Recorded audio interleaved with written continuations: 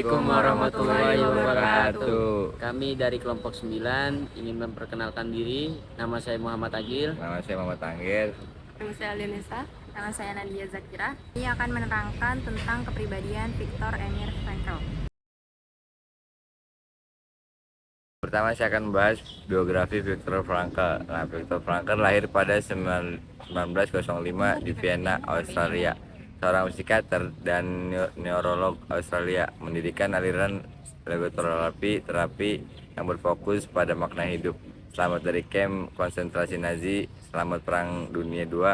Pengalamannya di kamp konsentrasi menginspirasi karyanya menulis buku Man's Search for Meaning yang terkenal dan menjadi bestseller. Konsep dasar psikologi Viktor Frankl. Jadi menurut Viktor Frankl, hidup memiliki makna dalam semua keadaan. Terus yang kedua, ada motivasi utama untuk hidup yang akan dicapai adalah menemukan makna. Terus yang ketiganya itu ada kebebasan untuk menemukan makna. Jadi menurut Viktor Frankl, hidup memiliki makna dalam semua keadaan, baik positif maupun negatif. Dan motivasi utama itu adalah dorongan kita harus mencari atau menemukan makna dalam setiap hidupnya. Selanjutnya ada logoterapi. Nah, teorinya Viktor Frankl ini bercorak eksistensial humanistik. Maksudnya bagaimana? Eksistensial humanistik itu jadi setiap manusia atau setiap individu memiliki kebebasan untuk memilih makna hidupnya sendiri. Terus juga setiap individu mengetahui apa yang terbaik bagi dirinya.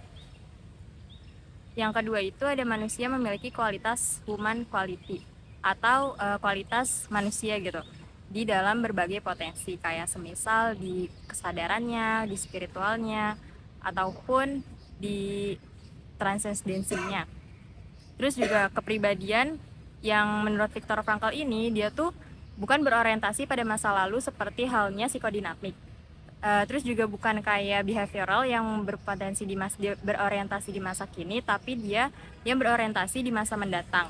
Karena apa? Karena makna hidup harus ditemukan dan hidup bermakna benar-benar sadar dan sengaja dijadikan tujuan. Selanjutnya kan di situ ada bagan tentang logoterapi. Setiap individu itu pasti memiliki hasrat hidup bermakna.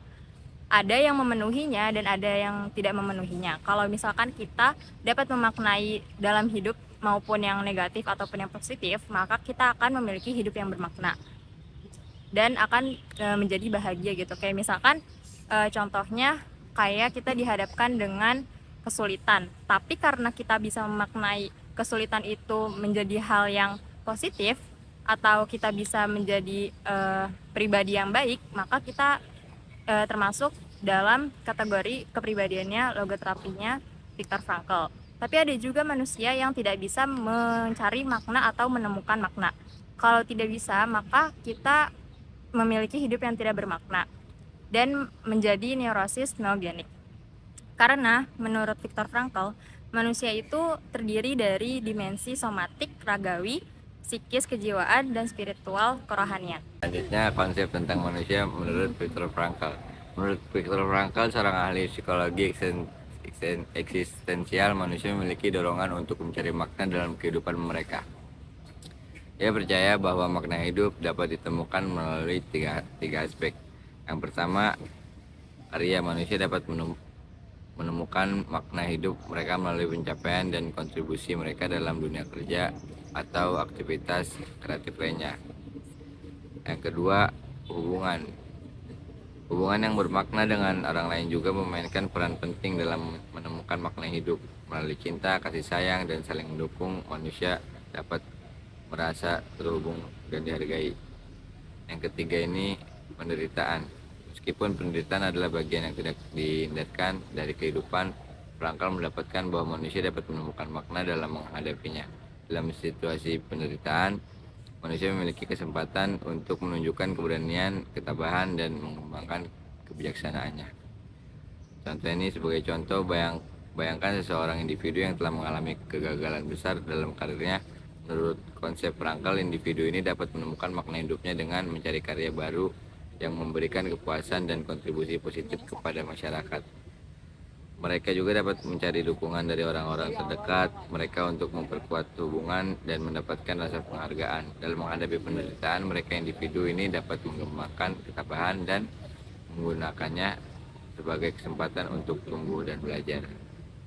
Dan informasi tambahan juga, konsep perangkal ini tentang pencarian makna hidup telah menjadi dasar bagi terapi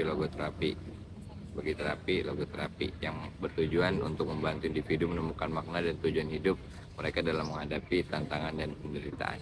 Aspek kebermaknaan hidup menurut Viktor Frankl. Yang pertama, arti hidup segala sesuatu yang dianggap penting dan berharga. Yang kedua, kepuasan hidup, mampu menikmati dan merasakan kepuasan dalam hidup dengan segala aktivitas yang telah dilakukan. Yang ketiga, kebebasan, mampu mengendalikan kebebasan sehingga secara bertanggung jawab. Yang keempat, sikap terhadap kematian, resepsi tentang kesiapan hidup tentang kematian. Dan yang kelima, pikiran tentang bunuh diri, resepsi tentang jalan keluar dalam menghadapi masalah hidup bahwa bunuh diri bukanlah solusi. Yang keenam, kepantasan untuk hidup, merasa apa yang telah terjadi dalam hidup kita itu sesuatu hal yang wajar. Faktor-faktor yang mempengaruhi kebermaknaan hidup, yaitu ada nilai kreatif. Nilai kreatif sendiri itu aktivitas yang kreatif dan produktif biasanya berkenaan dengan suatu pekerjaan. Yang kedua, itu nilai-nilai pengalaman. Nilai-nilai pengalaman ini menemukan kebenaran, keindahan, dan cinta. Yang ketiga, nilai-nilai sikap. Menerima dengan penuh ketabahan, kesabaran, dan keberanian. Sumber-sumber kebermaknaan hidup lainnya itu ada pertama, self-preoccupation, yaitu sibuk dengan diri dia sendiri. Makna hidup dapat diperoleh dengan jaminan keuangan sehingga kebutuhan dasarnya dapat terpenuhi. Yang kedua ada individualism, yaitu makna hidup dapat diperoleh melalui prestasi, aktivitas, dan waktu luang. Yang ketiga collectivism, yaitu makna hidup dapat diperoleh melalui tradisi, kebudayaan, dan norma-norma sosial. Yang keempat itu self-transcendence, yaitu makna hidup dapat diperoleh dengan menghayati nilai-nilai ide aktivitas keagamaan, dan menolong sesama. Struktur dan dinamika kepribadian. Pandangan Frankl akan kesehatan psikologis menekankan pentingnya kemauan, arti hidup, terangkum dalam sistem logoterapi.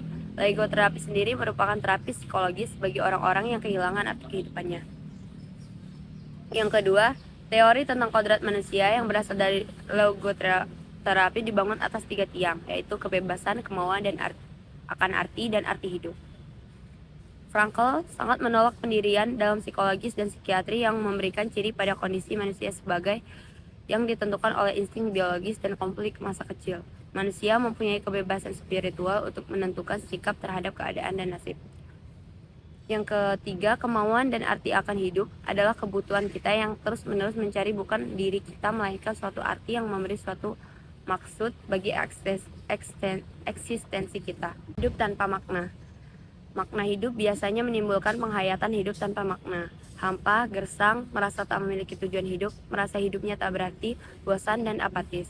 Kebosanan adalah ketidakmampuan seorang untuk membangkitkan minat, sedangkan apatis merupakan ketidakmampuan untuk mengambil prakarsa.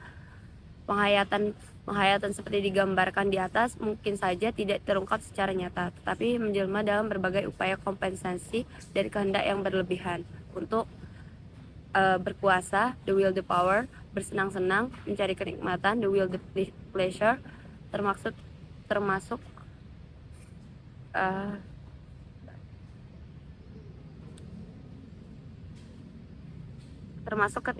kenikmatan seksual, the will to the sex, bekerja, the will to the work, dan mengumpulkan uang, the will to the money.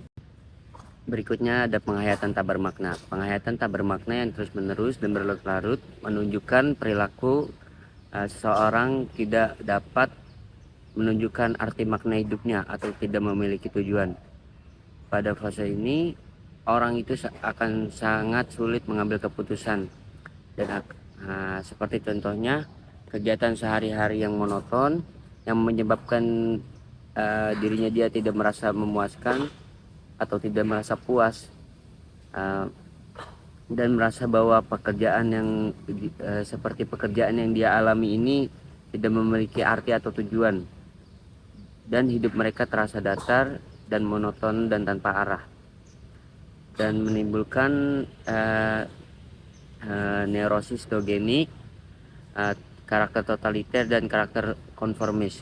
Neurosis nogenik ini adalah istilah yang digunakan oleh Viktor Frankl, seorang psikolog eksistensial, untuk menggambarkan neurosis yang muncul akibat kurangnya makna dalam hidup.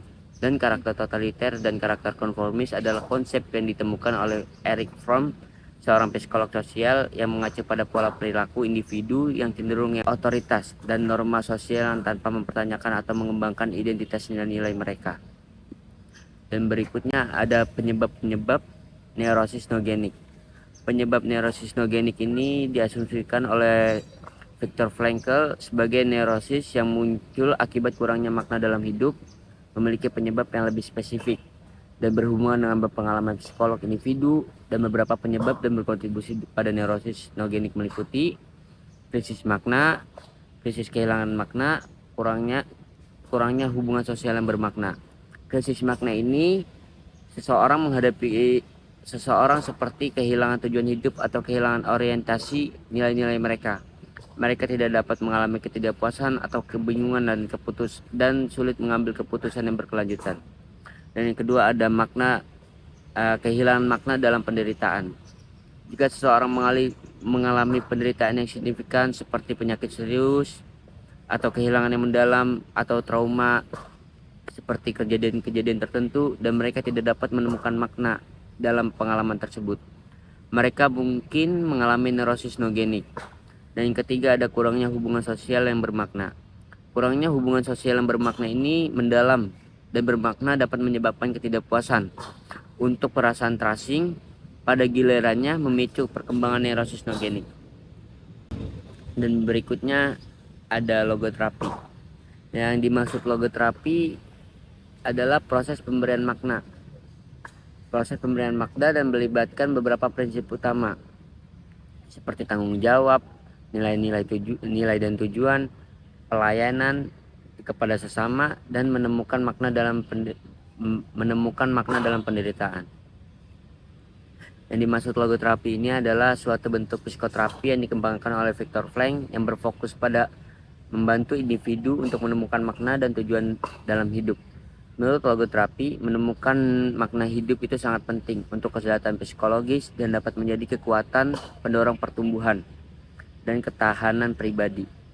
Yang pertama itu tadi ada tanggung jawab. Tanggung jawab logoterapi menekankan bahwa individu mempunyai kebebasan untuk memilih sikapnya terhadap keadaannya, apapun kondisinya, eksternal maupun internal yang dihadapinya. Mengambil tanggung jawab atau pilihan dan tindakan seseorang memperdayakan individu untuk menciptakan makna hidup mereka. Yang kedua ada nilai dan tujuan. Nilai tujuan ini mengidentifikasi nilai-nilai pribadi yang menyelaraskannya dengan tindakan dan tujuan dan memberikan arah dan tujuan. Logoterapi ini lebih condong ke arah individu untuk merenungkan apa yang benar-benar penting bagi mereka dan untuk melakukan aktivitas dan hubungan sejalan dengan nilai-nilai yang mereka pegang teguh. Dan berikutnya ada pelayanan kepada sesama. Pelayanan kepada sesama ini orang lain memberikan dampak positif pada dunia, dapat berkontribusi pada rasa bermakna atau kasih sayang. Kontribusi pada yang bermakna ini untuk kesejahteraan umat. Orang lain dapat meningkatkan tujuan diri sendiri dan memberikan kehidupan yang lebih bermakna. Berikutnya ada menemukan makna dalam penderitaan. Logoterapi mengakui bahwa penderitaan adalah bagian tak terpisahkan dari kehidupan. Dengan membingkai ulang penderitaan sebagai peluang untuk berkembang, individu dapat menemukan bahwa bahkan keadaan sulit, hal ini melibatkan menemukan pelajaran, kekuatan, atau nilai-nilai yang dapat dikembangkan melalui kesulitan. Menurut Frankl, pribadi dapat mengatasi dirinya sendiri. Ada 3 aspek. Yang pertama fisik non fisik, yang kedua kesadaran ketidaksadaran, yang terakhir ada orientasi diri versus sesama. Nah, kita akan bahas yang fisik non fisik. Secara lahir gitu, manusia terdiri dari aspek fisik. Fisiknya itu maksudnya biologis. Nah, karena kita lahir itu udah ada aspek fisik atau biologis itu, maka kita memiliki hasrat untuk memenuhi kebutuhan biologis tersebut. Tapi manusia juga memiliki aspek non-fisik seperti spiritual, psikis, dan sosial. Maka dari itu kita juga harus memenuhi kebutuhan dari non-fisik tersebut juga. Tapi sayangnya kebutuhan biologis sama kebutuhan spiritual itu terkadang bertolak belakang. Maka dari itu ada teknik yang sangat relevan untuk mengatasi kecenderungan kesenangan biologis, yaitu dengan bimbingan rohani, menurut Viktor Frankl. Nah, setiap orang itu juga memiliki bagian dalam kepribadiannya itu yang nggak disadari atau unconscious gitu. Unconscious ini berkembang di luar pengalaman sadar karena adanya dorongan. Jadi kan kalau yang dilihat dari yang itu Freud, kalau yang ini Frankl itu dia memiliki kesadaran dan ketidaksadaran. Nah, ketidaksadaran ini dia tuh biasanya mendorong untuk kayak kalau misalkan kita tidak sadari itu kayak ada hal-hal yang misalkan motif-motif kejahatan kayak gitu. Tapi kalau orang yang sehat secara psikologis sedikit demi sedikit mereka berhasil menggali kepribadian yang tidak disadari itu lalu diintegrasikannya dari sisi gelap ke bagian kepribadian yang disadari gitu. Selanjutnya si diri sesama manusia. Nah, di dalam manusia itu kan memiliki kebutuhan fisiologis. Kalau terpenuhi, tapi ada manusia yang masih mengalami keterpisahan dengan dunianya gitu, dengan dunia sekitarnya. Nah, rasa-rasa keterpisahan ini bisa ditangani dengan ikatan-ikatan, seperti misal kita menjadi bagian dari suatu lembaga, atau kebalikannya gitu, seseorang menjadi bagian dari diri kita, atau misalkan kayak kita bekerja dengan orang lain bekerja dengan kita. Itu ikatan itu bisa melepaskan rasa keterpisahan kita terhadap dunia. Nah, ada satu cara kalaupun kita sudah melakukan yang ikatan tersebut tapi ada rasa kurang puas untuk kebutuhannya itu, ada satu caranya dengan kita bisa menyatukan kita dengan dunia dan kita juga bisa mengintegrasikan diri kita dengan orang lain, yaitu dengan cinta. Kita bisa mencintai diri kita dan juga mencintai orang lain. Selanjutnya ada kodrat eksistensi manusia yang sehat menurut Frankl. Menurut Viktor Frankl, kodrat eksistensi manusia yang sehat merujuk pada keadaan di mana individu dapat mencapai kehidupan yang bermakna dan memuaskan. Hal ini melibatkan pemenuhan 3 dimensi eksistensial yang penting dalam kehidupan manusia. Kodrat eksistensi manusia yang sehat menurut Viktor Frankl melibatkan 3 dimensi eksistensial yang saling terkait: pencapaian, dukungan, dan keberanian menghadapi penderitaan. Pemenuhan 3 dimensi ini memungkinkan individu mencapai kehidupan yang bermakna dan memuaskan. Contohnya nih, misalkan seseorang memiliki tujuan karir yang mereka kejar dengan tekun dan dedikasi, mereka bekerja dengan semangat dan berhasil mencapai pencapaiannya yang diinginkan, memberikan rasa kepuasan dan kontribusi yang berarti dalam pekerjaan mereka. Selain itu, mereka juga menjalin hubungan yang bermakna dengan keluarga, teman, atau pasangan. Nah, hubungan ini memberikan dukungan emosional, saling mendukung, dan memperkaya hidup mereka secara sosial dan emosional. Ketika menghadapi penderitaan atau tantangan dalam hidup,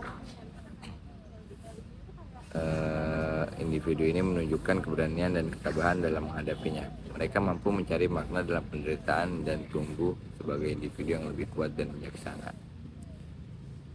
Terus ada informasi tambahan juga dari Viktor Frankl, menekankan bahwa pemenuhan ketiga dimensi ini eksistensial ini membantu individu mencapai harmoni dan keseimbangan dalam kehidupan mereka. Dengan mencapai pencapaian yang bermakna, menjalin hubungan yang positif, dan memiliki ketabahan dalam menghadapi penderitaan, manusia dapat mencapai kodrat eksistensi manusia yang sehat. Terapi logoterapi yang dikembangkan oleh Frankl bertujuan untuk membantu individu menemukan makna hidup mereka dan mencapai keseimbangan dalam pemenuhan ketiga dimensi ini. Nah, yang selanjutnya ini ada sifat kepribadian sehat yang muncul menurut Viktor Frankl. Nah, Viktor Frankl ini mengidentifikasi 7 sifat kepribadian yang muncul dalam individu yang memiliki kesehatan mental dan eksistensi yang sehat. Sifat-sifat ini mencakup cara individu berinteraksi, dengan dunia dan menghadapi tantangan dalam hidup mereka. Nah, berikut ini ada apa ya? Berikut ini ada berikut adalah 7 sifat kepribadian sehat yang muncul menurut Viktor Frankl. Yang pertama ada ketekunan. Ketekunan ini. Nah, individu yang memiliki sifat ini menunjukkan ketekunan dan ketabahan dalam menghadapi hambatan atau kesulitan. Mereka tidak mudah menyerah dan tetap bertahan dalam mencapai tujuan mereka. Yang kedua ada kebijaksanaan. Nah, kebijaksanaan ini yang artinya individu yang memiliki kebijaksanaan mampu memahami situasi dengan baik dan membuat keputusan yang bijaksana.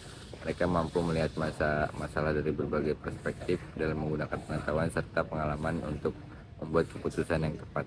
Terus yang ketiga ada kemandirian. Nah, kemandirian ini individu yang mandiri mengambil tanggung. Yang ketiga ini kemandirian. Nah, individu yang mandiri mampu bertindak secara independen dan mengambil tanggung jawab atas kehidupan mereka sendiri. Mereka memiliki dorongan untuk mencapai tujuan pribadi yang tidak tergantung pada orang lain untuk meraih kebahagiaannya. Nah, yang ketiga selanjutnya ada kreativitas. Ini individu yang kreatif memiliki kemampuan untuk berpikir di luar kotak dan menemukan solusi yang inovatif dalam menghadapi masalah. Mereka mampu melihat peluang baru dan menghadapi tantangan dengan cara yang kreatif. Terus yang kelima ada empati. Empati ini individu yang empatik mampu merasakan dan memahami perasaan orang lain. Mereka memiliki kemampuan untuk berempati dan mendukung orang lain dalam kehidupan sehari-hari mereka. Terus yang keenam ada rasa humor. Rasa humor ini individu yang memiliki rasa humor mampu melihat sisi ringan dalam situasi sulit. Mereka mampu menggunakan humor sebagai alat untuk mengatasi stres dan menjaga keseimbangan emosional. Dan terakhir ada keberanian. Nah, keberanian ini individu yang memiliki keberanian mampu menghadapi ketakutan dan mengambil risiko yang diperlukan untuk mencapai tujuan mereka. Mereka tidak terpengaruh oleh rasa takut dan siap untuk menghadapi tantangan dan dengan keberanian. Terus ada informasi tambahan juga dari Viktor Frankl.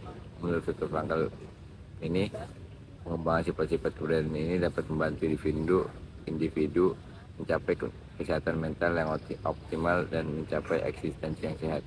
Kelima sifat ini saling terkait dan saling memperkuat dalam membangun kepribadian yang sehat dan memuaskan. Sekian dari kelompok kami. Mohon maaf jika ada kesalahan kata dan penjelasan. Kurang lebihnya mohon maaf. Terima kasih. Sekian dari kami. Assalamualaikum Warahmatullahi wabarakatuh. Thank you for watching. Nah itu